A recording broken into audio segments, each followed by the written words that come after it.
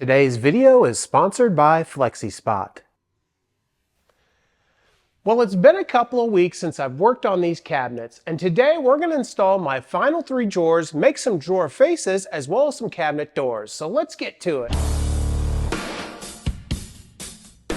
So if you've been watching this cabinet series, you'll know that on every step of this build, I've been trying to do things a variety of different ways to see which way I like best. And in my last video, I built 10 drawer boxes 4 different ways, and I came to find out that my favorite way to build drawer boxes was with pocket hole screws and glue. And I already installed 9 of these drawer boxes, but I actually made 2 more for a total of 12 drawer boxes, and I've left 3 to install today. And the reason that I made 2 more was simply due to symmetry. I added 6 drawers to this side and 3 drawers to this side. And originally I was just going to put 1 drawer on this side, but I really don't like the way that looks. So I'm going to install 3 drawers on this side as well. And you'll also remember from the previous video that I'm using soft close undermount drawer slides. And this dictated the way I made my drawer boxes. As these type of drawer slides require a 1/2 inch gap at the bottom of the drawer, and they also require the lip on the back to be removed where the rails are going to be. And I showed you 2 different ways to do this, both by cutting down the back panel as well as routing it out. And we also talked in the previous video about how expensive this hardware is, and there's a lot of cheaper alternatives available on Amazon, and I'll leave some links to the hardware I chose in the description below. But let's get to it and install these final 3 drawers into this void so that we can get them looking good. So usually when I install drawers, I install them from the top drawer to the bottom drawer, but in this case we're going to start at the bottom. And in order to get our drawer slides to clear the face frame, I'm going to add a couple pieces of plywood on one side and 1 small piece on the other. And you can see I'm just using a couple small pieces of scrap plywood to raise the drawer slides so it clears the bottom of the face frame. And there's really only 2 steps here. I'm first adding the piece of plywood as a spacer, and then I'm attaching the drawer slide to that plywood. Once I have both drawer slides in place, I'll then take the drawer and place it right on top of those drawer slides. Then, with a little bit of force, I'll push that drawer into the back of the drawer slide so that I can get some markings from where those pins are. And here you can see that small indentation from where that pin hit the back of the drawer.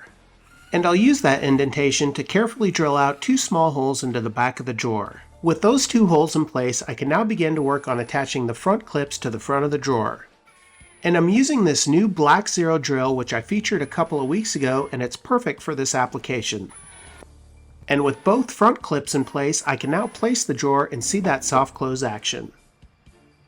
With the bottom drawer in place, I can now begin to work on the second drawer. And for this process, you'll notice that I'm using 2 longer pieces of scrap plywood to hold that spacer into place until I screw it in. And I'll use those same 2 pieces of scrap plywood to hold the drawer slide in place until it's attached to the side of the cabinet. The key to using these scrap pieces of plywood is to have them rest on the side of the bottom drawer and the front and the back of the bottom drawer at an angle. This will create a nice flat plane to give support to your drawer slides until you secure them to the side of the cabinet. And with both drawer slides in place for the second drawer, we can once again place that drawer on top of those drawer slides and give it a firm press. This will once again give us those indentations so that we know where to drill out those holes for those pins. And once again, once those holes are in, I'll drive in 3 screws to each front clip. Then we can once again place our drawer into place. And with our bottom 2 drawers in place, we can repeat all these steps for our final drawer. And I'll have to say, after installing all these drawers, I was really quite impressed with the drawer slides, especially for pennies on the dollar. With all 12 drawers now installed and working smoothly, it's now time to make these things look good. And this, in my opinion, is the fun part of building drawers, as we can customize these in any fashion that we want. And I'd really like to have a little bit of variety on these drawers. I'm thinking I'll make the top one in solid wood and the others in a shaker style. Now you may disagree with the type of wood I'm going to use for these drawers, but you can change out the wood to any species that you'd like. Now, one of my favorite species of wood is mahogany. Rich mahogany. And because of this, I have a lot of mahogany stock in my shop. In fact, I have well over 1,500 board feet of this species cut to size at about 6 feet long. But this mahogany is rough, and that's exactly how I like to buy my wood, as you can get it for significantly cheaper than any wood that you buy surfaced. So we need to first mill this wood to clean it up, so let's go head over to the miter saw. So I used about 6 of these 6-foot boards for this project. And my first order of business is to mill this mahogany up, and I want to cut down a bunch of pieces at 23 inches. Now you'll notice as I cut this down over at the miter saw, I'm making multiple passes on each cut. And this is something that I always do when I'm milling up my lumber. A lot of times when you cut this wood down, it's going to release a lot of tension that's built up inside that wood. By repeating the cut on each slice, you're essentially removing any wood that may have moved when the tension is released. By doing it this way, you're drastically reducing the risk of having any kickback over at the miter saw. And if you've ever had kickback at the miter saw, you know that it can be quite shocking. Since I've got a lot of drawers here, I've got a lot of these 23-inch pieces to cut out. Some of these pieces will be for the top drawer, which will be solid mahogany, and some of these will be for the rails, which will be in the shaker style. I also need to cut out a few longer pieces at 31 inches, and these will be for the cabinet doors. So I'll quickly adjust my stop block and cut these down in the same fashion. Once I have all these pieces cut down to their rough size, it's time to start milling these up. And it really does make a big difference having all these pieces cut down to a smaller length when cleaning them up over at the jointer. Not only are they much easier to handle, but it's a heck of a lot safer. And there's not as much waste either, because if there was a significant cup or bow in the wood, a lot of this is diminished when you cut the pieces down to smaller size. Now I've had straight blades on this jointer ever since I purchased it about 6 years ago. But I just recently got an aftermarket helical head for this jointer, and I was thinking about making a video on the installation process, so let me know down in the comments section if this is something you might be interested in seeing. I'm always a little bit hesitant to do videos like this as the subject might be a little bit dry, but if it's something you guys might be interested in, I'd be happy to do it. Well, as you can see here, I spent a lot of time at the jointer cleaning up all these boards. But getting through the jointer was only half of it, as I had to go over to the planer. And the planer was thankfully a little bit quicker as I only needed to surface one side. But even so, since I had so many boards, it seemed like I was feeding this thing for days. But once I had it all cleaned up, it was now time to lay out my solid wood drawer fronts. And I spent just a little bit of time flipping these boards around trying to find out the best combination for these solid wood drawer fronts. And once I had each piece of wood with its matching pair, I then cleaned up the final side over at the table saw. And then it was finally time for glue up, which allowed me to use one of my favorite tools in the shop, the clamp companion. Now if you're not familiar with how this system works, check out this video here as I go into detail on the functionality of this system. This is made by a small American business out of Wisconsin, and the owner, Reed, is just a really nice guy. I'll leave a link in the description below so that you can go check out this system made by RS Tool and see if it's something that you may want to add to your shop. It's been a game changer for me as I'm able to clamp up panels with my pipe clamps while not tying up my assembly table. And with it raised like this, you can even add clamps to the top to make sure your panels are completely flat. Not to mention, it's super easy to clean up that glue squeeze out both on the top and the bottom of the panel. With those panels curing up, it was getting late, so I decided to stack and sticker the rest of my lumber. The next day, I returned to the shop and I was excited to get back into it. The first order of business was to take off all those clamps on those panels. With all my clamps off, I now had my stock for my 4 solid wood drawer fronts. But even with my glue cleanup yesterday, I still had a lot of glue that I needed to clean up. And I also wanted to dimension everything to its final thickness of 3/4 of an inch. So I went back to my planer and I churned and burned until all those pieces were the exact same thickness. With all of our wood now milled down to 3/4 of an inch, I now want to start the installation process of our first drawer fronts. And these are going to be the solid mahogany drawer fronts on the very top. Now typically when I install drawers, I work from the bottom up, but in this case, since we have a different drawer front for the very top, I'm going to start at the top.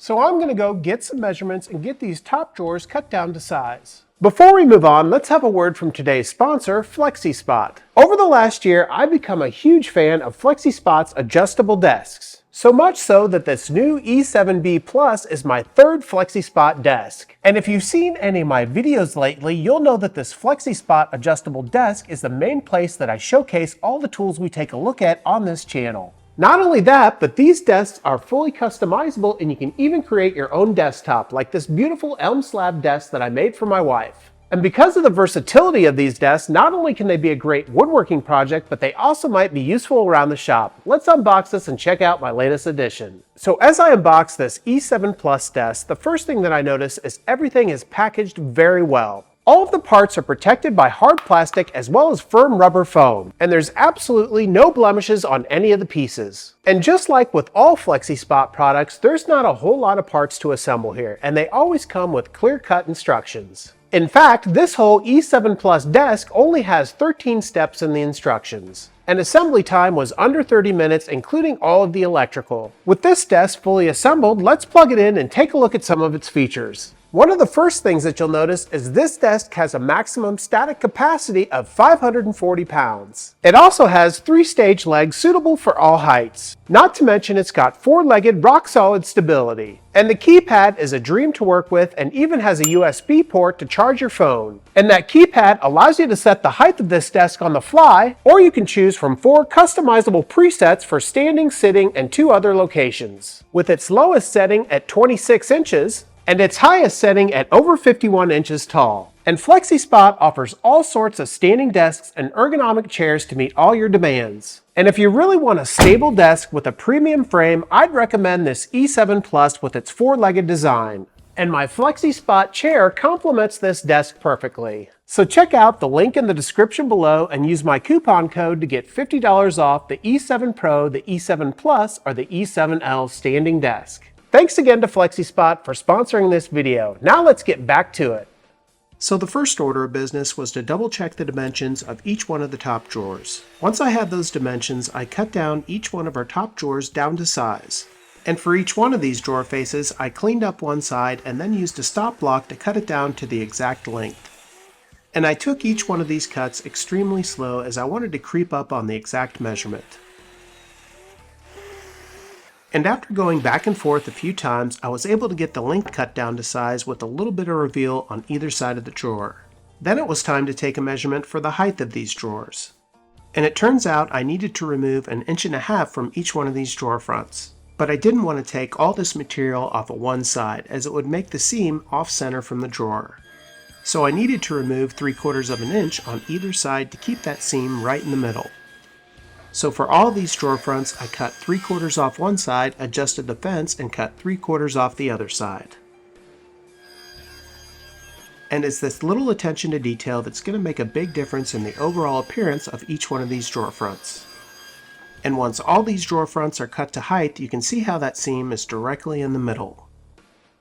With our top drawer fronts cut to size, I now want to attach them to our drawer boxes. And to do this, I'm going to try a new method that I think might work pretty well. Now this is a method that incorporates the drawer pulls to attach the drawer face to the drawer box. Now since all of our drawer faces are the exact same width, I'm going to use this simple jig to attach the hardware right in the center of the drawer face. And once I pre-drill those holes into the drawer face for the pulls, I'll then drive in a couple of screws into those same holes into the drawer box. And this will probably be a lot easier for me to show you than to explain it, so let's get started. So I absolutely love this little jig. I'm dealing with 3-inch drawer pulls, and it allows me to perfectly center each one of these pulls on the center of the drawer face. And once I have all my alignments made, I can drill the holes for the screws right through the center of the board. With those holes drilled, I'll then take my drawer face and center it onto that drawer box using some shims. Then I can just drive in some wood screws into those pre-drill holes to attach the drawer face to the drawer box. Then I can open the box and permanently secure it using some screws in the back of the drawer.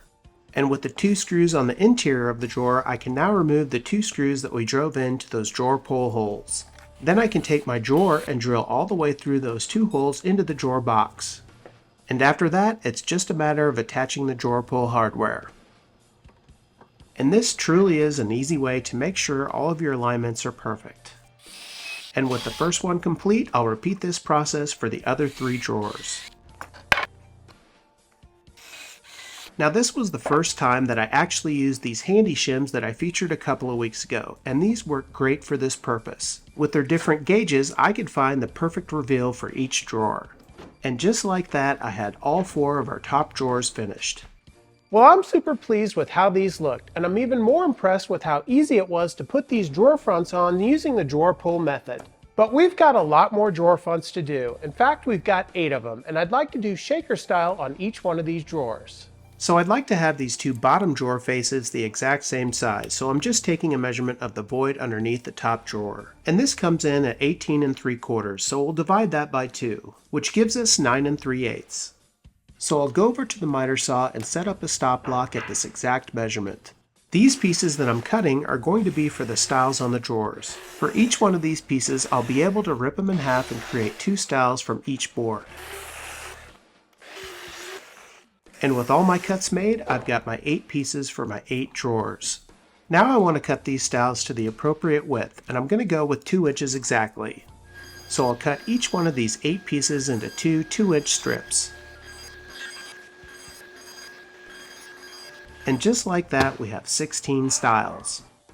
But in order to complete these drawer fronts, we're also going to need some rails so that they can look like this. And since we have 2 2-inch stiles, we need to cut the rails down to 4 inches shorter than the drawers that we just made. So I'll quickly cut a few boards down to the appropriate width.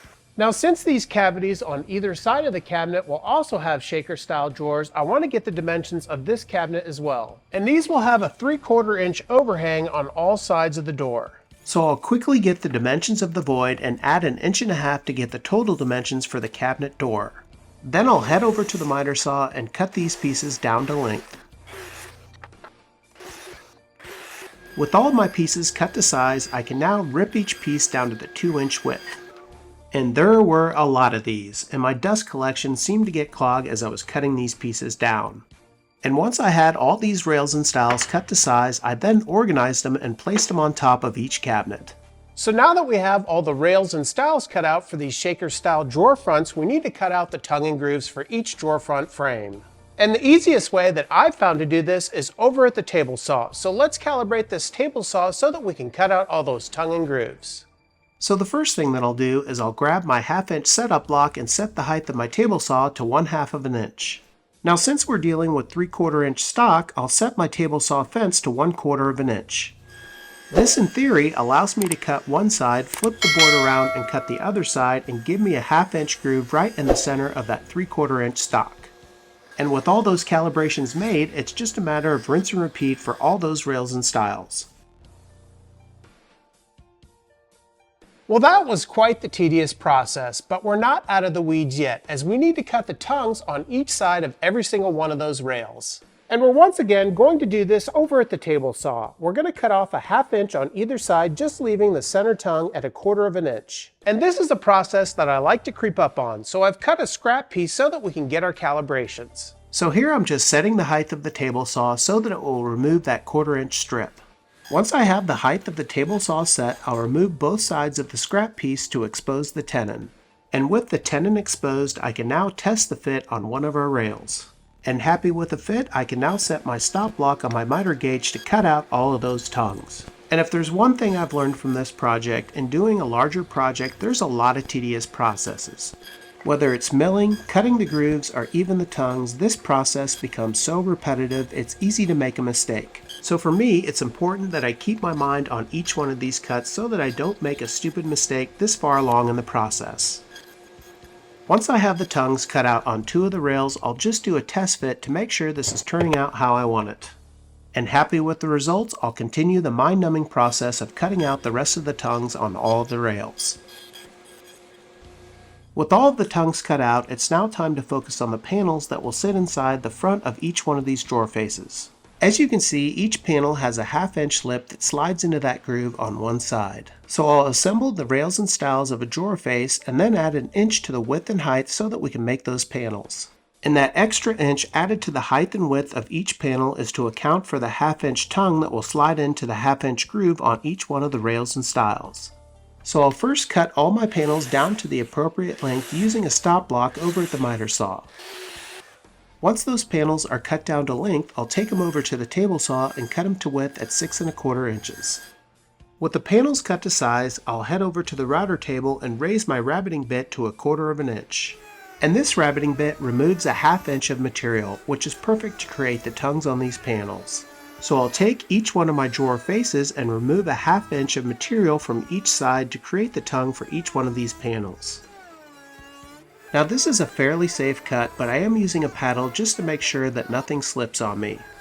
With the tongues created on all 4 sides of the panel, I can do a test fit with the rails and stiles just to make sure that everything fits together perfectly. But I also need to do this process for the cabinet doors. So I'll quickly get the dimensions of my cabinet door and cut each piece of plywood down to size. Then in the same fashion, I can create that half-inch rabbet on one side of the panel. And once that half-inch rabbet is created on all 4 sides of the panel, I can do a test fit to make sure that it fits perfectly on the rails and stiles for the door. After that, it was time for glue up, so I glued up all these panels with the rails and stiles and made sure that everything fit together perfectly. After letting everything cure up overnight, I came back the next day and took everything out of clamps. Then I hit everything with a sander to clean everything up. And there were a couple of gaps here and there, but these were easily cleaned up with a little bit of wood glue and sanding it up without the dust collection on. And this process made all those gaps virtually disappear. Once all that sanding was done, I could now begin the process of adding these drawer faces to the drawers. Just like before, I'll use my jig to drill out the holes for this hardware right on the center of the drawer faces. Then I could center the drawer face with some shims and drive in a couple of screws to attach it to the drawer box. And with a couple of permanent screws added to the inside of the drawer box, I could then take out those screws and drill the holes all the way through the drawer box. Then it was just a matter of adding the hardware. Now when I was adding the permanent screws on the inside of the box, I quickly learned that you needed to drive those screws exactly where those stiles were, as my first screw actually poked out where that panel was. But nobody needs to know about that. I also came to realize that the drawer screws that I grabbed were just a little bit too long. This made the drawer pull not sit completely flush on the drawer front, but this is easily dealt with a couple of washers. And once those washers were added to the inside of the drawer box, that drawer pull fit perfectly. And I'll have to admit, adding these washers was kind of an idiot move on my part, as I eventually found the smaller screws in the very bottom of the hardware box. So with the smaller screws found, I could eventually add all these drawer fronts to the rest of the drawers. Once all those drawer fronts were added, I now needed to add the cabinet doors. So the first thing that I did was I drilled out the holes using my Kreg jig for these European style hinges. And I added these holes both to the top and the bottom of each door, making sure that they had the same distance from the edge of the door. Then I grabbed my square and lined up the flat edge of the hinge and screwed in 2 screws into each hinge. And I'm using a center finding bit to pre-drill each of these holes.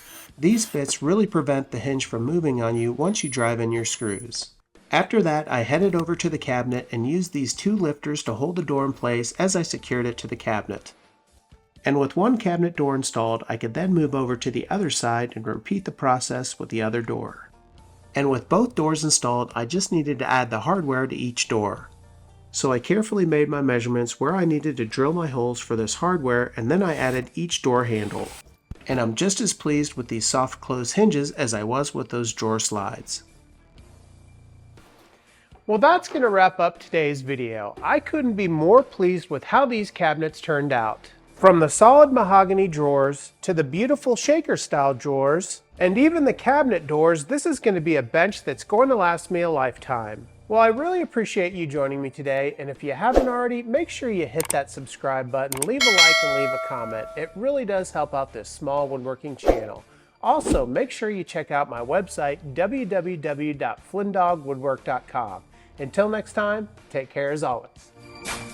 Thanks again to Flexispot for sponsoring this video. Use the coupon code in the description below to get $50 off the E7 Pro, the E7 Plus, or the E7L standing desk.